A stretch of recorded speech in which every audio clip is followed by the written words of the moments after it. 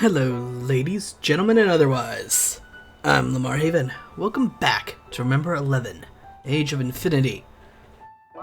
When last we left our heroes, Satoru was giving my let's put that a different way. Satoru was making my voice really tired because, God, that dude is wordy. But he's starting to figure out what's going on in much quicker time than it took Kokoro to do it. That said, good grief, does he know how to write an essay? And Uni doesn't tell us anything useful. So, I say we hop in, get started, try and figure out exactly what we can do from Satoru's angle.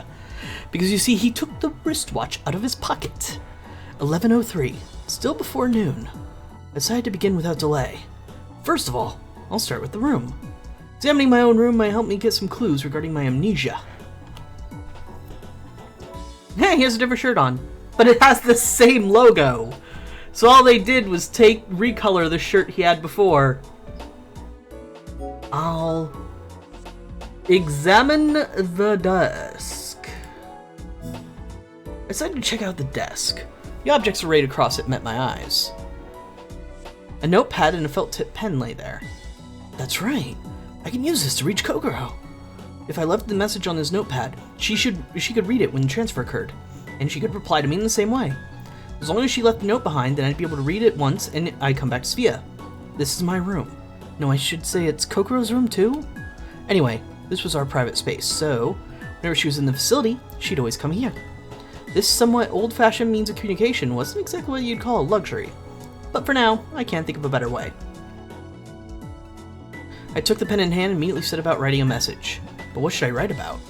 After some hesitation, I put the pen back down. I hadn't heard any details from the three at Sphia yet. It'd probably be too late to write a message later. If I wrote something unreliable, it'd only confuse her further. Leaving the notepad blank, I moved away from my desk. Next I should check the shelves. So I had to examine the shelves at the foot of the bed. Laying next to the alarm clock were two things. The first was like a card, the other a small metal object. I picked up the card first. ID card. Oh! He has an ID card. Satoru Yukido. 1331-2223-9801. That was engraved on the surface of the plastic card. Yukido Satoru. My name. It looked like some kind of ID card. I turned the card over, but there was nothing worth describing on the back. My ID card. What was it used for? When, where, and for what? Come to think of it, Utsumi said this to me yesterday. You must have been a member of the staff. But I'm not sure anymore. Perhaps you've been a patient here from the start. So which one was it? Staffer or patient? If I was a staff member, this ID card was probably for the use of Sphia personnel. If I was a patient, what then? It's not like it's strange for patients to have ID cards. Maybe this place requires all patients to carry an ID card? I don't understand. I decided to put the card in my pocket for now. Next I picked up a small metal object. It was just a garden variety key. Two grooves were carved into its center and both sides had complicated patterns engraved in them. And with just one glance I could tell it wasn't a key for a bike or any automobile. It doesn't seem to be a key for a drawer or safe either. It looked like an ordinary house key. It was a key that can't be described except the word key itself. See? He's taking an essay to say, I found a key. I think it's a house key. That's all he needed to say. Did we see that shirt in the Kokoro route? We barely ever got to see what Satoru looked like on the Kokoro route. So, I don't think so. After picking it up, I took a look around me. I probably would have specifically mentioned it if we did notice that his shirt changed colors. Even if it was logical that we had changed his shirt, I probably would have made note of the color anyway. So I don't think we saw it. But if you're trying to say things are different in this route, even compared to the other route, I think that's very, very small evidence of that happening. So we'll put that aside for later, in case that theory pops up again. First thing I thought of was it could be the key to this room. Without further ado, I opened the door and tried to put a lock on the other side, but it didn't fit.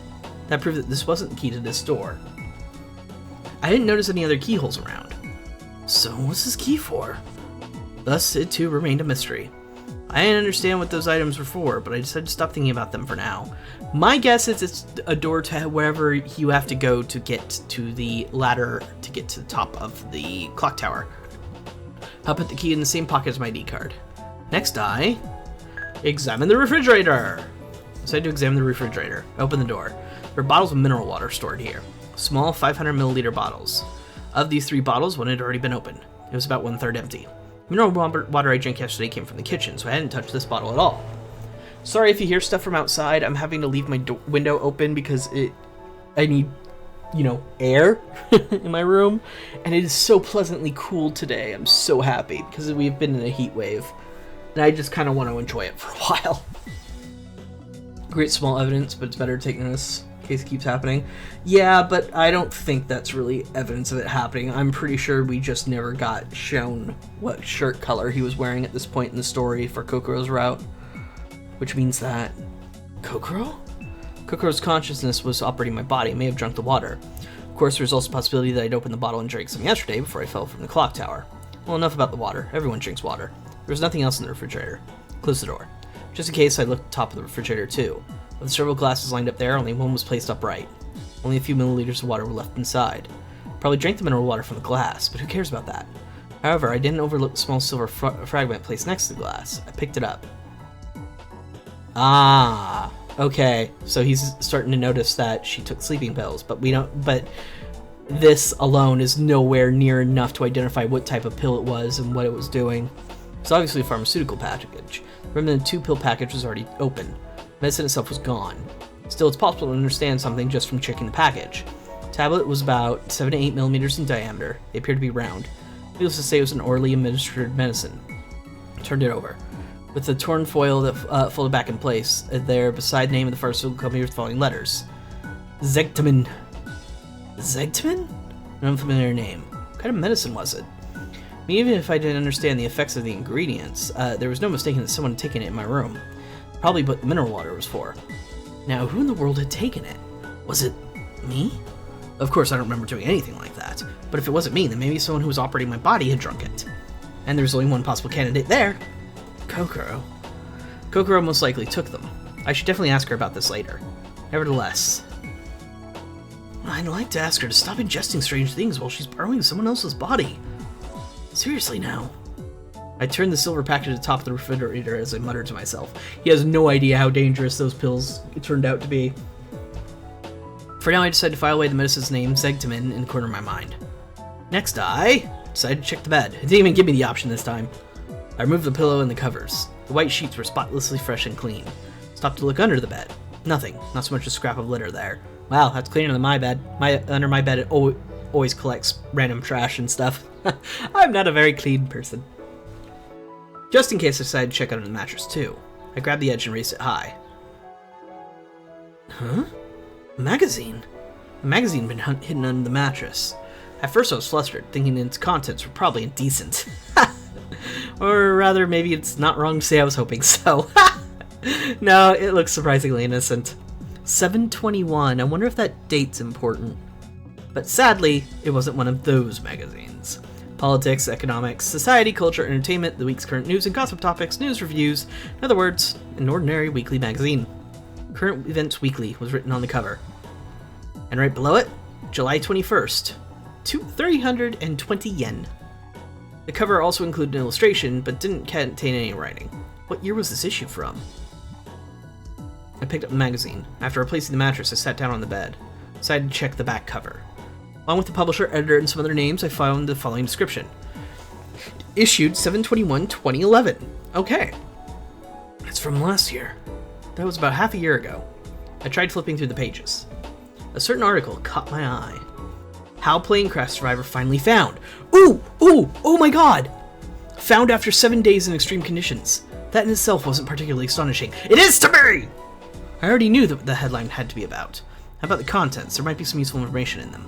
Thinking this, I scanned the article. Sum it up. The control tower lost the plane's signal at about 3:30 p.m. on January 11th, 2011. Its last known location was in the sky over the northern mountain range of Aomori Prefecture. The police and related bureaus assembled a special rescue team and immediately commenced a search of the fallen airframe and the passengers. However, despite the ongoing investigation and searches, no trace of the wreckage could be found. More precisely, the search lasted 6 days. For about a week, the state of investigation remained unchanged. The whereabouts of the airframe are as yet unknown. Even among the other plane crash incidents that happen in our country, this is an exception among exceptions, an unprecedented event. The sudden disappearance of Flight HAL 18 during the week before the airframe was found, Japan was in an uproar. Speculations flew, even including those that accredited the crash to something paranormal. It might have crashed in the Sea of Japan, or been shot down by a fireplane from a certain country. No, it was accidentally hit by a ground-to-air missile. Kidnapped by a UFO, swallowed into a different dimension. That one is actually probably the closest. Flight 18 never existed in the first place, and so on. Of course, all these theories were mere speculation, and all of them were wrong. The authorities would later explain the cause of the delay of the discovery of the airframe as follows. Between the time the control tower lost the aircraft and the time of the crash, there was a blank of over 30 minutes. During this time, Flight 18 seemed to have been flying at a low altitude, weaving its way through the mountain range. Herewith, the wreckage was found in a place far from the crash point predicted by the authorities. Nobody observed Flight 18's low-altitude meandering. Flight 18 was making its way through the mountainous area in dead of winter, a highly abnormal flight path. There were no private homes in the surrounding area, and nobody around could have heard the sound of the crash. 3. Bad weather conditions. At the time, the entire Mount Akakura area was constantly subjected to bad weather, therefore conducting an investigation was difficult. 4. The effects of the solar winds, the most intense solar winds ever recorded in history. The disturbance resulted in the malfunction of the reconnaissance satellites that the use of satellite technology was also impossible. The above was the official statement concerning the lost week released by the authorities. So did they fly low because of the weather? Because in bad weather, flying between mountains is really, really dangerous, and you don't do it unless you absolutely have to. And I would think they would turn around and cancel a flight before they would do that. We accidentally hit it with a missile. Well, I mean, I think there's some history of something like that happening before. An Allied missile even. Just accidentally hit a passenger plane, but I don't think anybody got hurt. Or if they did, it wasn't serious. But I don't remember. I seem to recall something like that happening sometime way in the past. Well then, on the contrary, how could your rescue team reach the site in the afternoon on the 17th? They simply said, we got a phone call. Early in the morning of the 16th, the authorities received a phone call from a man claiming to be a survivor of Flight 18. So that call did get through. The gist of it was that there were 4 people in the shelter cabin of Mount Akakura in need of rescue. Immediately after that, the call was cut off. Tracing the call to its original... to its origin, I think they meant to say. They found the caller had made use of a satellite phone line. But that line, used by the satellite phone, was also malfunctioning at the time due to the weather effects of solar winds. Chance of getting a proper connection in the year 2011 was 1 in 1 million. Therefore, receiving the call from the survivor was an event that couldn't be described as anything short of a miracle. Incidentally, if not for that phone call, the authorities probably never would have been able to pinpoint the exact location of the crash in time. Anyway, after receiving that information, the authorities attempted to search the area by helicopter right away. But even so, from the 15th until daybreak of the 17th, the whole Mount Akakura was in the midst of a severe storm. They couldn't even fly a helicopter in that weather. The mountain rescue team could have gotten there on foot at the base of the mountain, but not without extreme difficulty. The shelter cabin was near the peak of Mount Akakura. No matter how skilled at climbing the team members were, an estimation would have taken them a week or more to reach the cabin. In the end, there was no other option than to wait for the weather to improve. On the afternoon of the 17th, there was a break in the storm. Thus, the rescue unit at last managed to arrive on the scene. This is the important part. If it is not for the historical truth of the successful connection to the satellite phone on the 16th, then the rescuers would not have arrived on the 17th. And if that were so, the report of the discovery wreckage of Mount Akakura would also have been delayed. In other words, it's like this. If the phone hadn't connected on the 16th, the rescuers wouldn't have arrived on the 17th, the report would have been made later on. You literally just said the exact same thing on the screen before this. I mean, is this entirely necessary? They could have used some serious editing of certain things in this game. It's kind of getting to me. But I think what we're trying to say is there's no possible way Uni would have survived if that phone call didn't get out. Well, if you were to ask me, so what? I have the answer to that. That's about it. But anyway, this was somehow bothering me, so I had to file it away in the corner of my mind. The article continues. On January 17, 2011, 27 corpses, all from them among the 31 missing passengers and crewmates, were discovered at the crash site. A single survivor was also found, Kusuda Uni. What about the remaining 3? The man on the phone had said there were 4 survivors, if you include Union, the number of people matches. The shelter cabin also contained evidence that several people had lived there for days. The authorities interrogated Union about the circumstances of the accident, but Union was in an unstable mental state and he remained obstinately silent. Days later, the 3 were identified through the passenger lists: Mogi Seiji, Fuyukawa Kokoro, and Mayuzumi Lin, but their whereabouts remained unknown. The 3 that suddenly vanished became a rich source of material for the mass media. Public speculation began to fly once more. Some of them were pretty far-fetched. There were even those asking, in the struggle over food, did Uni kill the others and then bury them somewhere? Even in the face of scandals like this, Uni never broke his silence. Say that gossip lasts only for a season. Public interest gradually faded away as well. Time passed, and July 3rd, 2011 soon arrived. The snow thawed, and the mountain surface revealed the decomposed corpses of 3 people.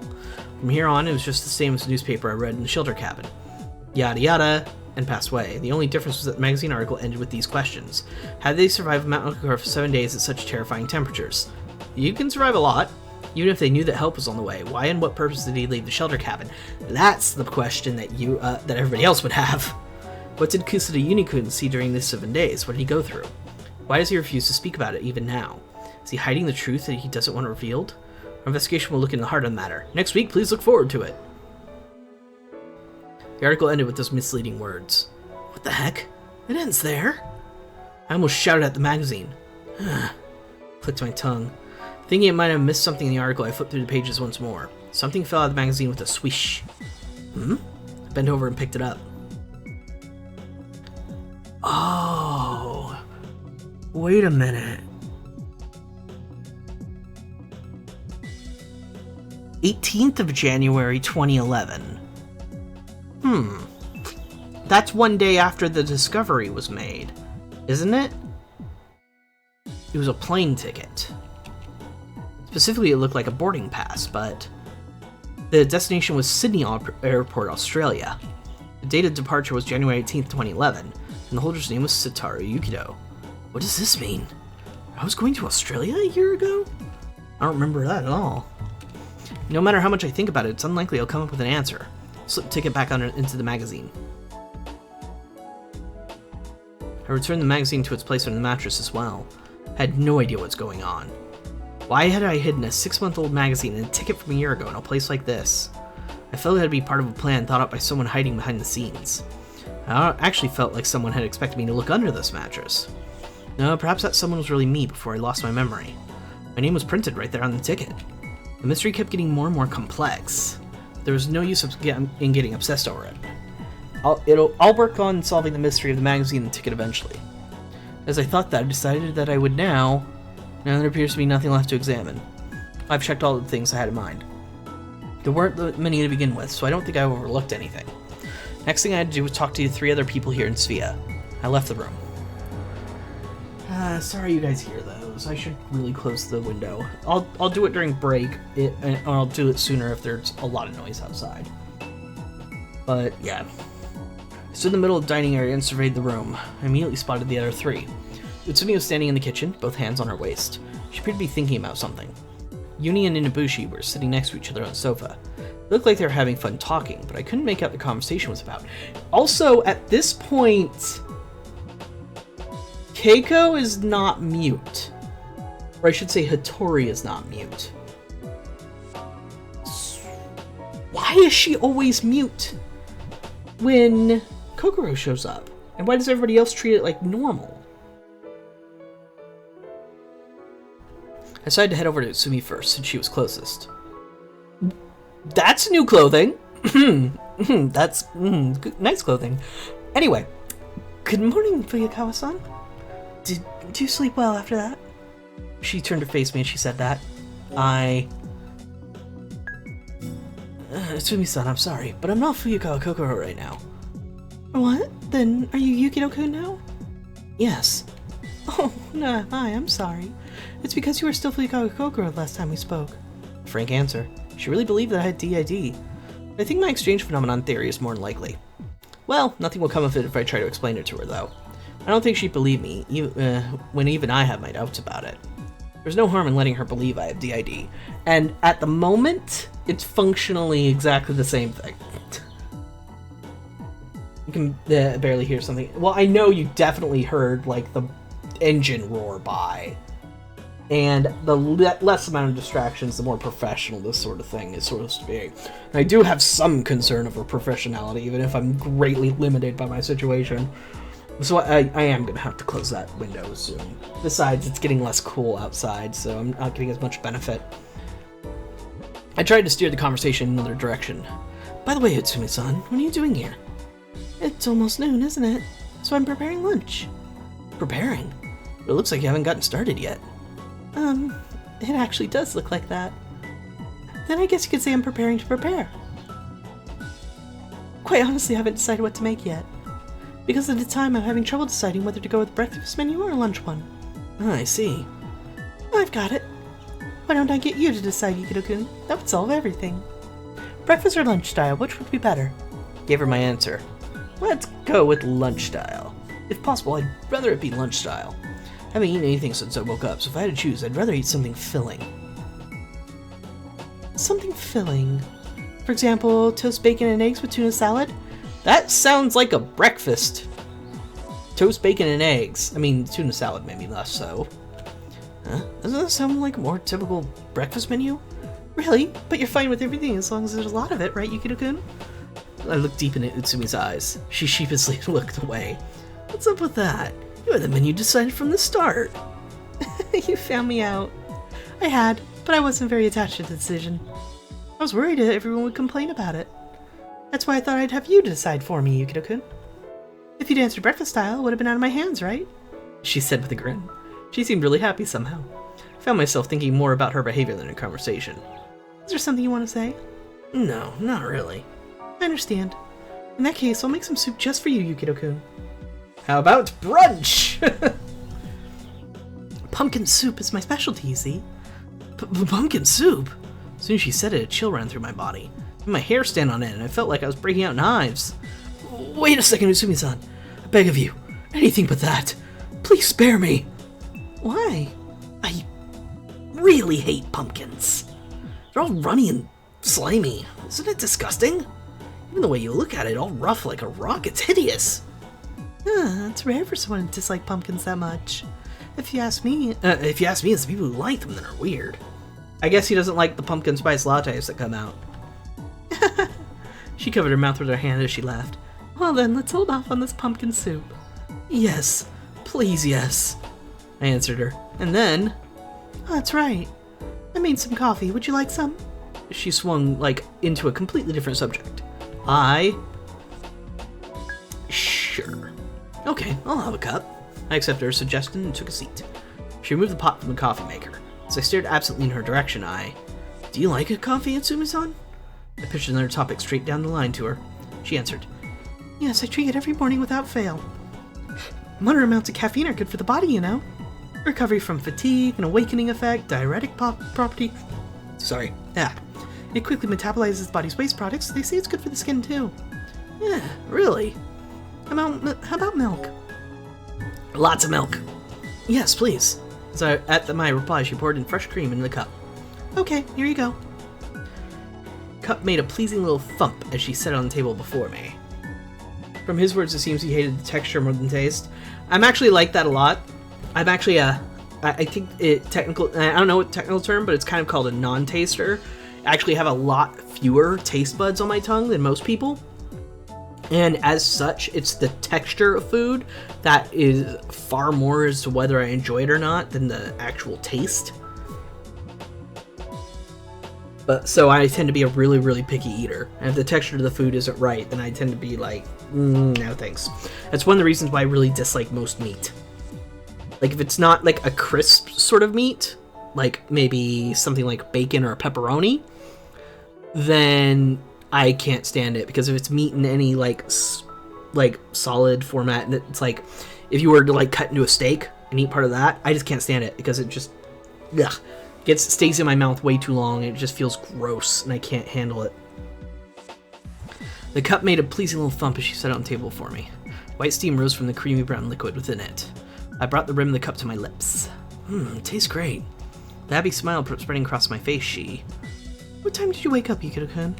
She said that as she sat down opposite of me. Around 6:30, I guess? I turned the cup to the table and answered. 6:30? That's quite early, isn't it? It's because I slept so well. That's probably why I woke up early. I see, so that's it. The medicine was effective then, wasn't it? Medicine?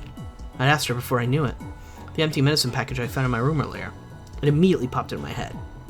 You mean that Zegtamin medicine? Yes, that's right. Then you were the one who gave it to me, Utsumi-san. You might be a non-taster too, Shamir.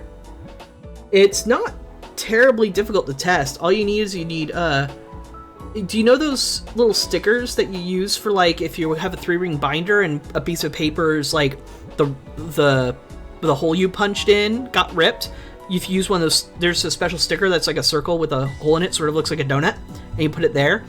What you do is you take one of those, a special type of like edible dye, and you put one of those on your tongue, and then you dye just the middle part, and then you look at it through like a mirror with like a magnifying glass. It's kind of hard to do on your own, but this is what we did in one of the classes I took, biological psych lab class. We did this. Then you can actually count with a magnifying glass like how many taste buds you have in that area, and then you just do a little math to figure out if it's a lot or a little. And if you have very few, then you're a non-taster, like me. It's actually very common for hyper-tasters, people with a ton of taste buds, to be extremely picky eaters, because they taste things so well that if there's even a little bit off, it tastes disgusting to them. So it's actually uncommon for non-tasters to be picky eaters. I'm sort of a special exception in that I have that thing with the texture instead of the taste. An aura of puzzlement colored her eyes, and she looked away. And then, as if suddenly remembering something, she thumped a fist into her palm. I see, that's it, right, isn't it? You don't remember this at all, do you, Yukito-kun? That? When I gave the sleeping pills to you. No, I mean Fuyukawa-san. Sleeping pills? I shouted in surprise. Oh, what's wrong? Is everything alright? No, forget it, it's nothing serious. Despite my calm exterior, inside my head was spinning. I'd remembered something. My condition last night. Hazy senses, dizziness, the loss of feeling in my arms and legs. Afterwards, I collapsed on the bed and was attacked by intense drowsiness.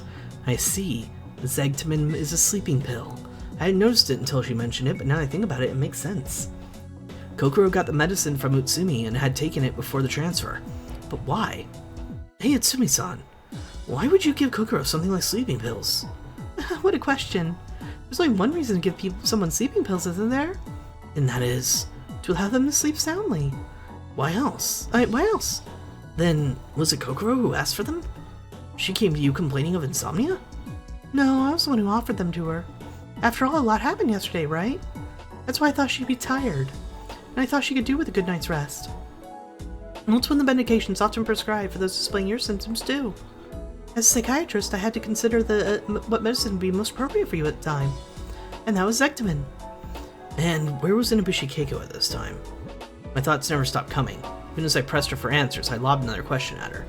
She was in her room. However, at the time, she appeared to be Susukage Hitori rather than Inabushi Keiko. So where did you give Kokoro the medicine? In Hitori-chan's room. For a moment, what she said bothered me. Even Utsumi had begun to call Inabushi Hitori instead. That didn't matter, at least right now. I continued my line of questioning. Then does that mean that she saw you hand over the sleeping pills? I wonder. She was unconscious, so I don't think she saw. She was unconscious? According to Utsumi's story, Susukage Hitori, Inabushi Keiko, had had a second fit right before that. She suddenly started to scream and then went on a rampage. The one who restrained her was Kokoro, in my body, who just happened to be at the scene. I see, so all that happened. And took another sip of my coffee. Let me ask you just in case. Uni wasn't there, was he? Yes, he was. He came running after he heard Hitori-chan scream. In other words, all 4 people in the same room. I guess that's how it was, yes. Hey, why are you asking about this? Tsumi tilted her head. From the look of things, her inquiry was purely innocent. Thank you. You were really informative. There was nothing to be gained from pursuing this further. I finished the remaining coffee in one gulp and stood up to leave. Oh, that's right. About the pumpkin soup. I know. I'll leave pumpkin off the menu just this once. She had a refreshing smile. She didn't seem to be worrying very much about questions. Mind education. Kagome. Whoa, Inabushi. A bird within the cage. When, oh when will you come out? In the evening, lit by the dawn, yada yada. On the way to the terrace, the song reached my ears.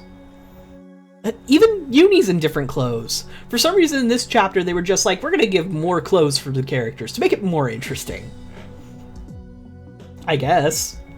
Let's see. Hattori-chan. Uni answered cheerfully. Her white hands covered both of his eyes. Guess that's her nightie. You got me. The answer was Hattori-chan. She lowered her hands, exclaiming that in a delightful voice. Uni turned around and let out a cheer. Okay, so it seems almost like it's a perfect swap that whenever Kokoro and Satoru switch bodies, Hattori loses her voice. And since it's probably a mental problem, not a physical one, that means there's possibility of the personality swapping at always the same time. Which leads me to another assumption we might be able to make, or at the very least another theory.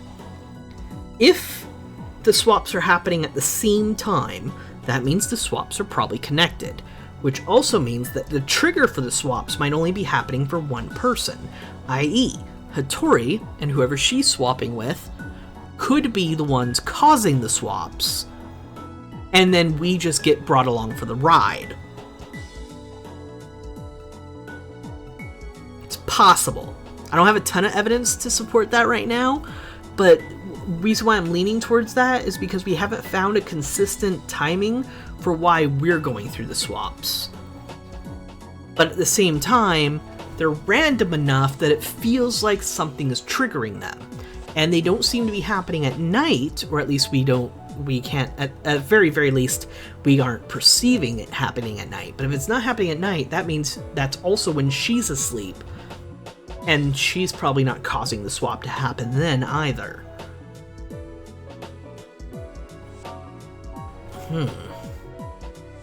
We'll see. Uni will turn around and let out a cheer. I did it! Hey, let's play again. There's not really another answer to the question for the game, though. Besides, Uni and Hattori. Yeah, okay. It was just two of them here. Sight of them at play, which would normally have been a pleasant sight, did not appear that way to me. With just the two of them playing Kagome, it felt, how should I put it, eerie. Unless they're both swapping minds at the same time, then it's actually a very confusing question about who's covering their eyes. And I don't actually think that's happening. Oh well. That aside, I had other things on my mind. Watching them from the corner of my eyes, I made my way out to the terrace. I slid open the glass. His clothes changed! What the hell?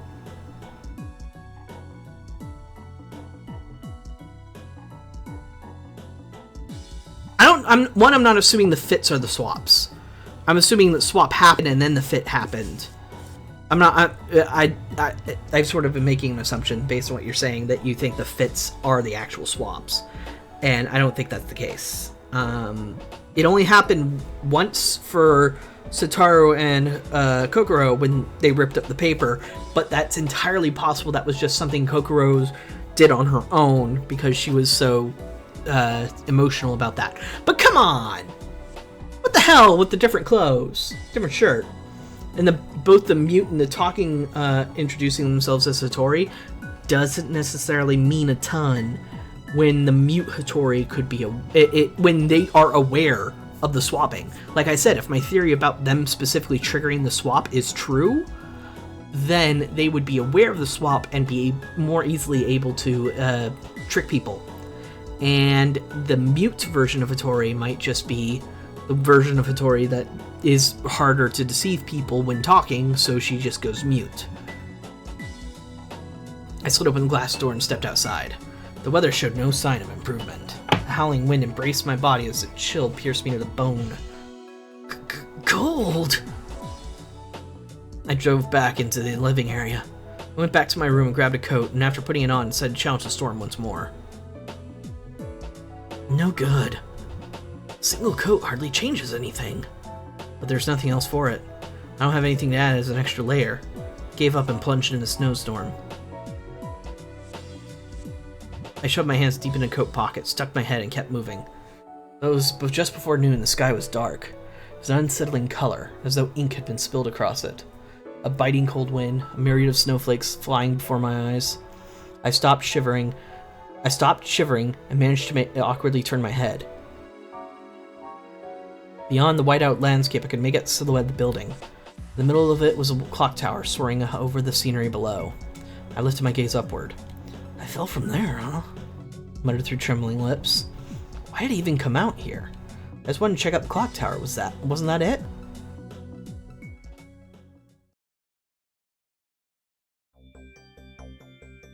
Having listened to Utsumi's story just before, my mind returned once again to the matter of the near drowning in the bathtub last night. Kokoro and my body had apparently taken some sleeping pills. If, for example, someone was out to kill me, and if that person knew about that, for him, or maybe her, it would be the perfect opportunity. Living things normally possess a conditioned flight reflex when in danger. That was something I'd lacked at the time. Due to the effects of the medicine, I was stripped of my instinctual reflexes. If I wanted to kill somebody like that, how would I go about it? Making it seem like an accident would surely seem best. If I were a killer, that's definitely what I would do. I'd carry the senseless body to the bathroom and plunge it into a bathtub filled with water. From there, all I'd have to do is stand and wait. If it seemed as though the body was about to float to the surface, I'd simply have to push the head back down in water, and that would be that. No need to even dirty my hands. Of course, it would increase my chance of success if I bound the victim's wrists. That would leave marks that would no doubt make it obvious that it was a murder. So without need for any fuss... No, wait. Why not take my clothes off then? If I wanted to make it look like an accident, wouldn't it be a good idea to strip the victim first? Or perhaps was it all done simply for pleasure, just for the sake of seeing me drowned? Couldn't be. Now there was a line of thought I really didn't want to delve into. Or rather, it was I felt there was something wrong with me for having such a thought in the first place. I have no real grounds to suspect anyone anyway, so I'm just being paranoid now. It was probably just an accident. Kokoro had taken some sleeping pills and thus, instead of her feet, tried perhaps to take a bath. This is what actually happened. There she slipped and fell, with her clothes on, right into the bathtub head first. That's actually what happened, I promise. Somehow the explanation didn't seem very believable. No? You don't know Kokoro like we do. Then I suddenly thought of something. My fall from the clock tower. If it had really been an accident, then that would mean it'd come within a hair's breadth of death twice in just 8 hours, merely by chance. First I fell from the height of 15 meters. Then I nearly drowned in a bathtub while under the influence of sleeping pills. Figure out the whole making it look like an accident, never considered it to be an accident. He did! He did! Can you really chalk all that up to chance? That's why I came out here, to look at the clock tower. Thought I might remember something if I could see it. But I recalled nothing. Far from remembering anything, I felt as if I was forgetting more and more. Because of the harsh cold, I couldn't get my head to work right. It's so cold! And yet I couldn't give up. Since I went through all the trouble making my way out here, I decided that I might as well explore the surrounding area. To the top of the hill in the west. And the front gate to the north. And the basketball court to the east. I visited several places before returning to my original spot. I looked at the clock tower from every possible angle. One thing kept bothering me. The clock tower. How do you get up there? There's no stairs outside. Would it be safe to say it had to be inside? Yet I hadn't found a single entrance leading to the tower from the inside.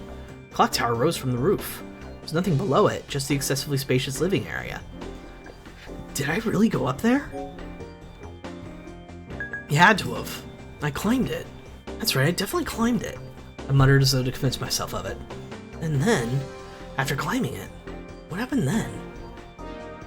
I was deep within the labyrinth of my memories, with no exit in sight. I followed the path with the utmost care. Right at that moment, the chimes from the clock tower resonated solemnly. The hands pointed upward. I took my wristwatch out of my pocket right away. Digital display showed me the same time, 12 o'clock. The clock tower told the time with not a minute of deviation. Metallic sound that was like a coarse voice of an aged man alerted me to the hour at hand. The snow danced violently at the sound of the bell as a raging wind stirred it. Through what I saw were twinkling and sparkling particles of light. An infinite number of angels dancing and rejoicing in the advent of a great gospel. An instant of vivid scene revived in my mind. On top of the clock tower, a shadow in the light. A shadow came up from behind me and stretched out toward my feet. Who's there? I turned around, saying that as forcefully as I could. There was a faint shadow of a person in front of the door. However, the fierce wind and the dancing snow prevented me from seeing who it was. Even the silhouette was impossible to make out through the thick white curtain of snow. Who is it? I called out once again. The shadow gave me no answer.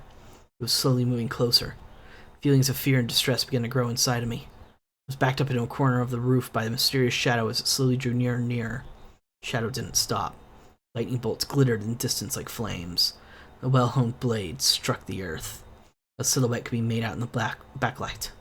In that instant, I really figured out what the shadow really... I saw it. I definitely saw its true form. And yet, I can't remember. As though it had been filtered out, that one essential bit of information alone was gone from my head. I don't even know if it was a man, a woman, or a child. It felt as if someone had intentionally severed the link to that memory. Damn. I should definitely be able to remember it, but...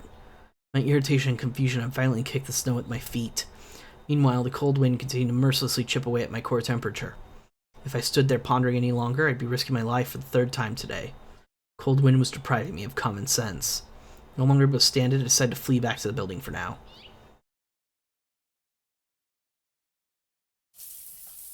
Transmit. Threw off my clothes and leapt into the bathroom. The warm water of the shower, which normally felt so nice, seemed to be burning through my skin. It takes time for a cold body to come to grips with such shock, but gradually the pain and irritation began to fade, carried away by the pleasant warmth. Soothed by the jets of water as they flowed over me, I began to think. This doesn't sound like you have very good pressure in that shower.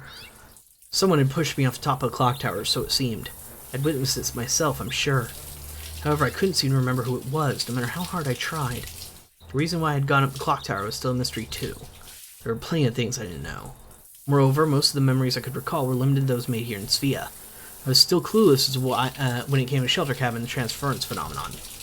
Seemed my tendency to focus on only one thing at a time was causing me to forget about others. But I don't suppose there's anything I could do about it. I had no choice but then to continue investigating, attempting to piece together the chaos of my thoughts in the meantime. However, I knew I couldn't be 100% sure of anything I thought I knew. These mysteries must all be connected somehow. All these extremely unnatural phenomena occurring one after another. It's tempting to believe they were all a single point in origin. Well, anyway, this might imply the probability of there being someone out to kill me was increasing. I still couldn't state that with confidence, but I couldn't be surprised if it turned out to be the case. The clock tower and the bathtub. It's difficult to imagine both of them were accidents. If they were accidents, then just who was the shadow I saw in the flash of lightning? This is significance of the closing door I heard last night. Someone must be after me. I could end up dead any minute from now, all I know. I turned off the water and stepped out of the bathroom. Having wiped myself off with a towel, I threw on clothes. My mind had calmed down a little. After all, myself excluded, there were only 2 women and 1 child here at Sphia at the moment. If one of them was the culprit, there's no real reason to be frightened. Objectively speaking, the difference in physical strength between us is obvious. My opponent could hardly think of tackling me head-on. If he wanted to strike, it would have been time my guard was down. For example, when I was asleep, or after I'd taken some strong medicine. Wait a second. Those wouldn't be their only options. I accepted the fact that there were only 4 people in Sphia right now. There was always a chance a 5th person was hiding somewhere. I have the layout of Sphia memorized. I don't think there are any places where people could hide themselves like that, but my memory is far from perfect. I couldn't shake the feeling that I may have forgotten something. A 5th person, huh? We know there's a 5th person somewhere around, remember? The guy who got killed. I'm still hoping to find out what the hell's up with that. Decided to have a look around Sphia later on, but before that, there was something I had to do. I had to leave a message for Fuyukawa Kokoro. I don't know what the next transfer would occur. I had to tell her something important while I still could. I took up the felt tip pen and noticed before and walked over to the desk. I'm not really sure I should say nice to meet you or thanks for visiting again. I doubt anyone, yada yada. You're gonna start. This is all stuff we know.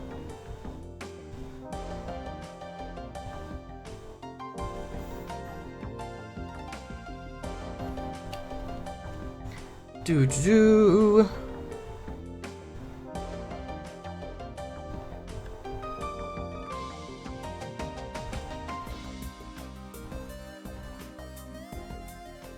And there's the swap.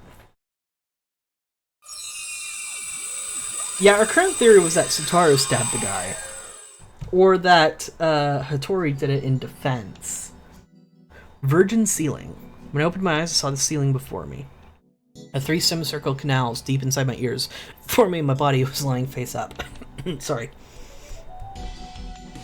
Looking to my right, I saw Lynn. She was sitting in a wooden chair, her back to me. I was in the shelter cabin, a transfer must have occurred. Since it now happened a 5th time, 2.5 round trips to be exact, I wasn't all that surprised. Damn it, I was only half done. I got up and stood beside the bed. And I wanted to tell her something important, too. I complained as I scratched my head. Had she heard me? Lynn shifted her attention toward me for a moment. Pulling a bored face, she turned around just as quickly.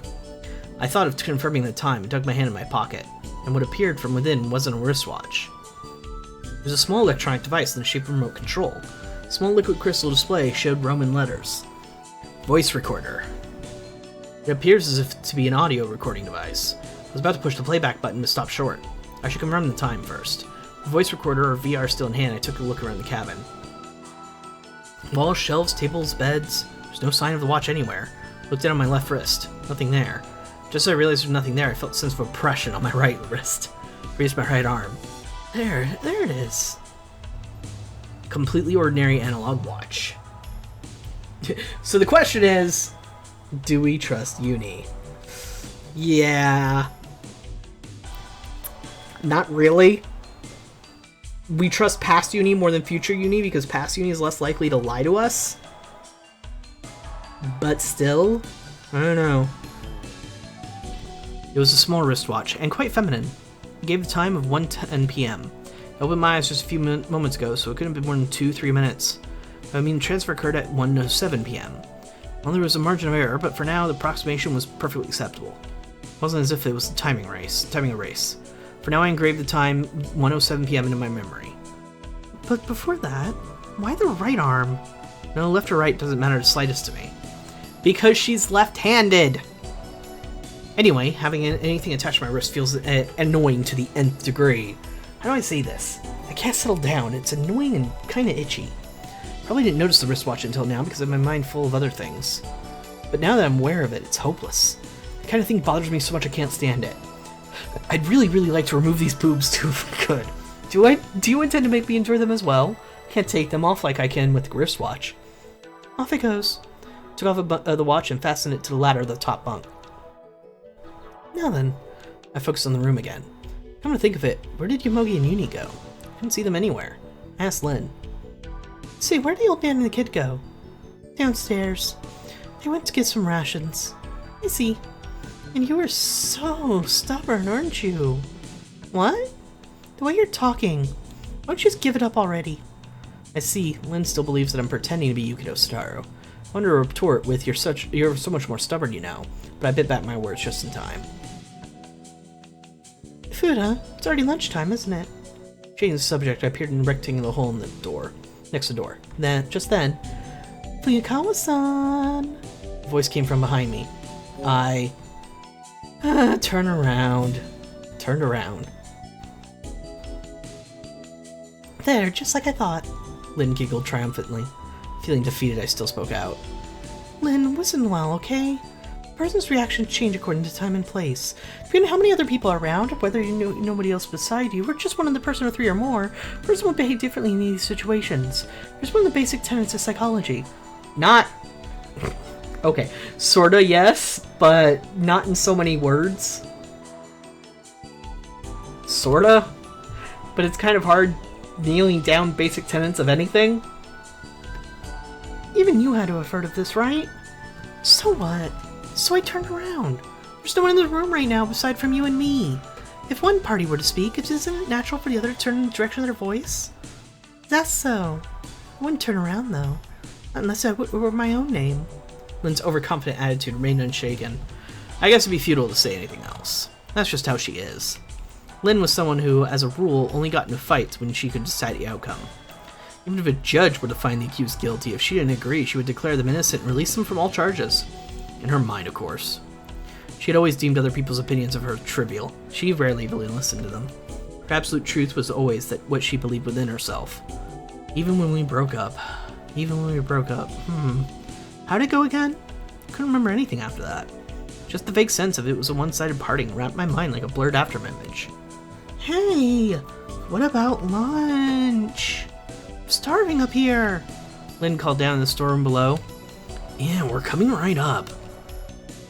We're just tidying up a bit. God, you're slow.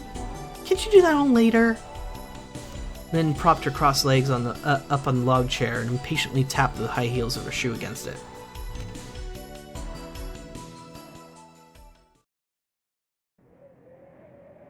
Outside the window, the snowstorm continued. If the weather doesn't improve, the rescue team probably won't come. Yomogi said so last night. Even though it was still daytime, the sky reminded me of mournful gray of watered-down ink. It felt as if the snowstorm would continue like this forever. Not satisfied with merely claiming the heavens, the dark clouds had crept into the shelter cabin as well. So as if to shake them off.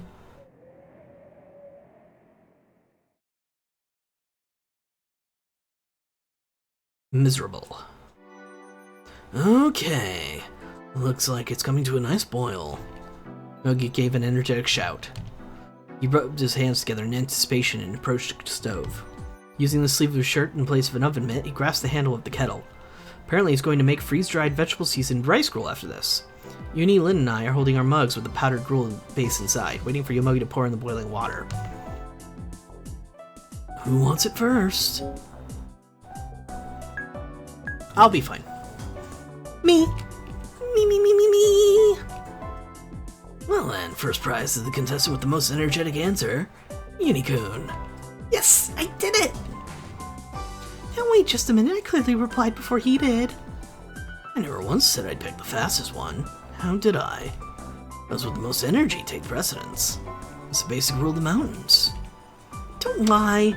Meaning? In time of crisis, common sense prioritize women and children with low stamina, right? What? What did you say right now? I said women and children with low stamina. Well, that's how it is, my Izumi-san. Children go first, women second. Okay. That's not fair. Article 14 of Constitution. I hate it when she does that. Here you go, Unikun. Here comes your hot water. Yomogi spoke in a soft, coaxing voice, completely blocking out Lynn's continuing assertions. Thank you so much, Yomogi-san. Neve answered with sparkling eyes. It's so nice to be thanked so politely. Adorable! Well then, next up is... After he finished pouring in the water, Yomogi glanced back and forth between me and Lynn and said, Yukido-kun, I guess. Huh? Me? Why? Why is she going first? Because she's a woman. I'm a woman too. Is that right? Damn this mountain maniac. Stifling his laughter, he tilted the kettle towards my mug. The gruel base began to dissolve. The ingredients, which remind me of baby food, all blended together into an even broth, and the rice gruel gradually filled the mug. Without saying a word, I set it down in front of Lynn. I don't mind going last. What? Is it okay? Yeah, I'm a guy after all. Lynn and Yomogi stared at me incomprehensibly. I forcefully pushed the mug toward Lynn and sat down on a log chair at a nearby table. I placed my mug of rice gruel in front of me. Although Yomogi had told me I should try to make myself eat something, I really had no appetite. The other three were silently spooning gruel into their mouths. Gripping the spoon in my right hand, I meaninglessly poked at the bottom of the mug over and over again. My body wants energy. It wasn't my own body, but I was at least able to figure that out. Her body's nerves were directly connected to her consciousness. If it can feel pain, then it can feel hunger as well. And I've got to try and eat something, I thought. Thinking of Fuyukawa Kokoro's well-being, I had no choice but to eat. I spooned up some of the gruel in front of me and tossed it in my mouth. It swallowed with a loud gulp. It didn't taste like anything. Our food situation sure didn't seem to have improved. A small sigh escaped me. What's Fuyukawa Kokoro doing right now? Right now, she was at my body in Sphia. Why is that a tip? Now. It is 2011 here in the shelter cabin. Sphia, it is 2012. She exists in the year in the future of me, so maybe now is not the appropriate time for it. So at this point, the tips we're getting are purely from his perspective. Like, he's talking like in the first person now. Have all the tips always been from his mind? Interesting. There's no way around that anymore. No matter how you look at it, the fact remains that I'm still now to me in Fuyukawa Kokoro. Having felt out of place in the normal flow of history, we are living out our own designated time now. The flow of time that she and I experienced the flow of times, the rest of the world's different. Oh, goodness me. If, for example, the latter is represented as A, B, C, D to Z, then the time flow for what I'm experiencing becomes A, V, C, X, E, Z. And that which Fukakuro experiences becomes U, B, D, W, D, Y, F. Therefore, whenever I bring up the time-related phenomena such as now, just now, today, tomorrow, and so on, these are supposed to understand and hold meaning in accordance with my individual timeline. On a side note, ever since I've been experiencing this personality exchange phenomenon, the concepts of next year and last year no longer apply to me either. Now that I'm on Mount Nakagura Shelter, both 2011 and 2012 are in certain sense this year to me. Okay, those birds are super loud. I'm going to go take care of that, and we're going to go ahead and take an early break. So, get up, stretch, whatever you need to do, be able to keep watching comfortably. And I will be right back.